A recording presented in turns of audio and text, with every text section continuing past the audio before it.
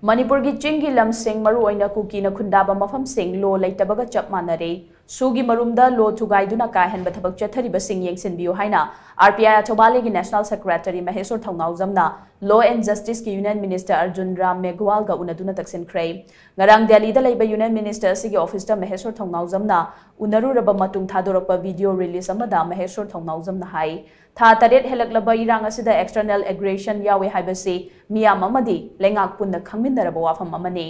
sugi marumda kuki khulai paiba singna kapningba matamda nomai kapsinduna leptana attack chatharakli masina maram oiraga Manipur ki chingi mafam sing maruaina kuki singna khundaba mafam singda lo leitabagum leiriba si yengshinbiyu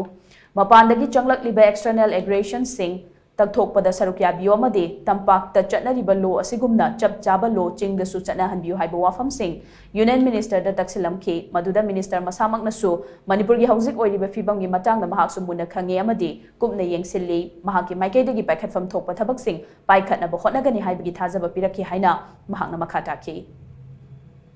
Pugi situation se Manipur matomda thadokpa yaroi all India gi national issue mu oirabani mapandagi changjal age external aggression yaur abani hairabani aduna lari myam se control to matamda Manipur da law and order se fazana maintain tawnaba tawragadi huzigi external aggression se tanthokpi gro lairiba refugees singsida makoina changjal aganda koigi militants group ka semaga su ga tawriba se si lauthokpi gro adu taragadi anti porakpada solution oigani santi hairaga santi lakpa ngamoi